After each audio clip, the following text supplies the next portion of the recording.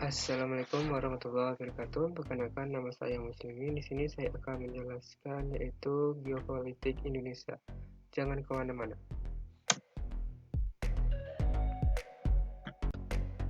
Baik, di sini saya akan menjelaskan yaitu geopolitik Indonesia. Sebelum kita masuki geopolitik Indonesia, kita harus mengetahui pengertian geopolitik. Geopolitik diartikan sebagai sistem politik atau peraturan-peraturan dalam mewujudkan bijaksanaan dan strategi nasional yang didorong oleh aspirasi nasional geografik. Kepentingan yang titik beratnya terletak pada pertimbangan geografi, wilayah atau teritorial dalam arti luas. Suatu negara yang apabila dilaksanakan dalam berhasil akan berdampak langsung atau tidak langsung kepada sistem politik suatu negara. Setelah kita mengetahui pengertian geopolitik, yaitu kita memasuki wawasan geopolitik. Selanjutnya masih ada beberapa pandangan geopolitik lain, akan tetapi lebih cenderung menunjukkan kepada suatu wawasan, yaitu wawasan benua, wawasan bahari, wawasan dirgantara, yang terakhir itu wawasan dominasi. Selanjutnya yaitu adalah wawasan Nusantara. Pengertian wawasan Nusantara. Istilah wawasan berasal dari kata wawas yang berarti pandangan, tinjauan, atau penglihatan indrawi. Akar kata ini membentuk kata mawas yang berarti pemandangan, meninjau, atau melihat. Sedangkan wawasan berarti cara pandang, cara tinjau, atau cara melihat.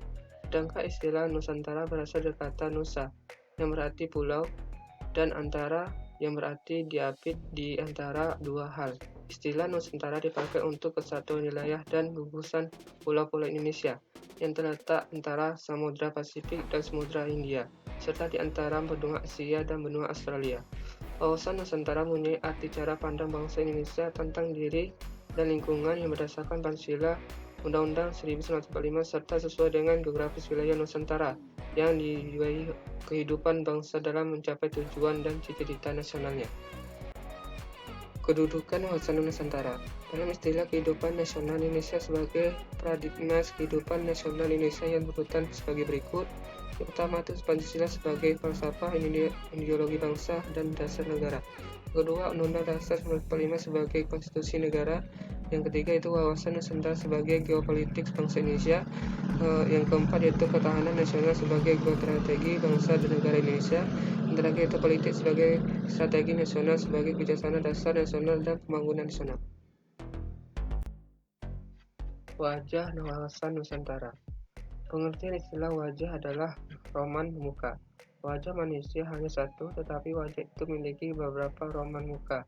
Dan setiap roman muka berbeda dan satu dengan yang lain, sesuai dengan situasi kondisi yang dihadapi. Dalam hubungan itu dapat dikatakan sebagai geopolitik Indonesia hanya satu, yaitu wawasan Nusantara. Namun wajah lebih dari satu, yaitu ada 4 wajah yang meliputi. Yang pertama itu wajah Nusantara sebagai wawasan nasional yang melandasi konstitusi ketahanan nasional. Yang kedua, wajah Wawastara sebagai wawasan pembangunan nasional. Yang ketiga, wajah Wawastara sebagai wawasan pertahanan dan keamanan. Yang terakhir, wajah Wawasantara sebagai wawasan kewilayahan. Ini itu adalah faktor-faktor yang mempengaruhi wawasan Nusantara. Yang pertama itu wilayah geografi. Pertama itu asas kepulauan, yang kedua kepulauan Indonesia, yang ketiga konsepsi tentang wilayah lautan, yang keempat itu karakteristik wilayah Nusantara. Yang kedua itu adalah geopolitik dan geostrategi. Geopolitik, asal istilah geopolitik. Istilah geopolitik semula diartikan oleh Eric Radzel tahun 1084 sampai 1904 sebagai ilmu bumi politik. Strategi adalah politik dalam pelaksanaan, yaitu upaya bagaimana mencapai tujuan atau sasaran yang ditetapkan sesuai dengan keinginan politik. Strategi juga dapat merupakan ilmu yang langkah-langkahnya selalu berkaitan dengan tata dan fakta yang ada. Sebagai contoh, pertimbangan geografis juga negara dan bangsa Indonesia adalah kenyataan posisi silang Indonesia dari sebagai aspek, di samping aspek geografi, juga aspek-aspek demografi, ideologi, politik, ekonomi, sosial, budaya, dan hakam. Istilah ini kemudian dikembangkan dalam diperluas oleh sarjana ilmu politik Swedia Rudolf 1968, Friedrich 1902, dan Kari Osterholm 1869 sampai 1964 dari Jerman menjadi tropical politik dan tingkat geopolitik. Perbedaan dari istilah di atas terletak pada titik perhatian dan tekanannya. Apakah pada bidang geografi atau politik? Ilmu bumi politik, political geography, mempelajari fonema geografi dan aspek politik, sedangkan geopolitik mempelajari fenomena politik dari aspek geografi. Geopolitik memaparkan dasar pertimbangan dalam menentukan alternatif kebijakan nasional untuk mewujudkan tujuan tertentu, yaitu pandangan para pemikir geopolitik terdiri atas pertama itu pandangan Russell dan Kiljan, yang kedua itu pandangan Housberger. Setelah kita mengetahui itu geopolitik, kita masuki unsur-unsur rasa wawasan Nusantara. Yang pertama itu wadah. Wawasan Nusantara sebagai wadah meliputi 3 komponen, yaitu wujud wilayah. Batas ruang lingkup wilayah Nusantara ditutup oleh lautan yang di dalamnya terdapat gugusan ribuan pulau yang saling berhubungan oleh dalam perairan, baik lautan maupun selalat, serta di antara di atas dia merupakan satu kesatuan ruang wilayah. Yang kedua itu tata inti organisasi. Bagi Indonesia, tata inti organisasi negara didasarkan pada Undang-Undang 1945 yang menyangkut bentuk dan kedaulatan negara, kekuasaan pemerintah, sistem pemerintah dalam sistem perwakilan. Negara Indonesia adalah negara kesatuan yang terbentuk republik. Kedaulatan berada di tangan rakyat yang dilaksanakan menurut undang-undang. Sistem pemerintahan menganut sistem pemerintahan presidensial.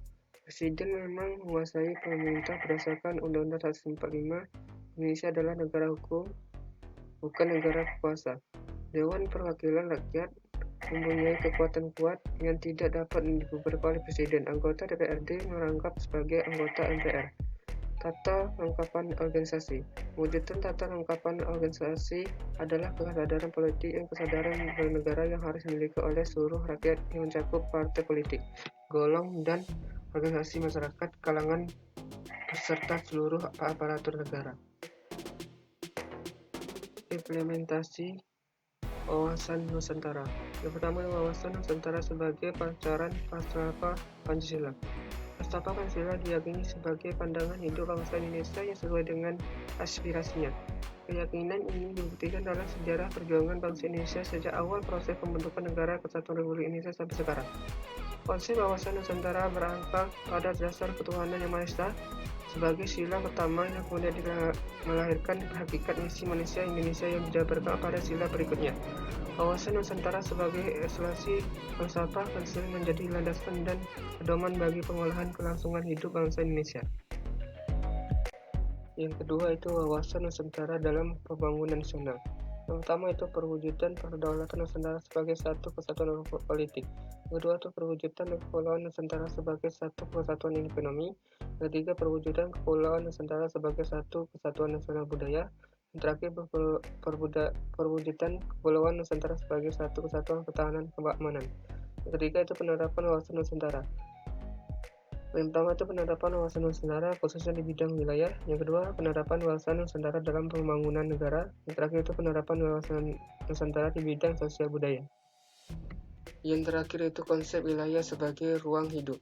Wilayah didefinisikan sebagai ruang dan yang merupakan kesatuan geografis serta disegenap unsur terkait padanya. Yang terbatas dan sistemnya ditentukan berdasarkan pada aspek administratif atau aspek fungsional. Peraturan Pemerintah Nomor 10 Tahun 2000 tentang tingkat ketelitian untuk penetapan ruang wilayah Presiden Republik Indonesia.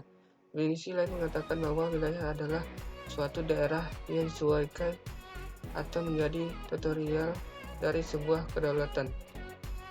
Pada masa lampau, seringkali sebuah wilayah dikelilingi oleh batas-batas kondisi fisik alam, misalnya sungai, gunung, atau laut.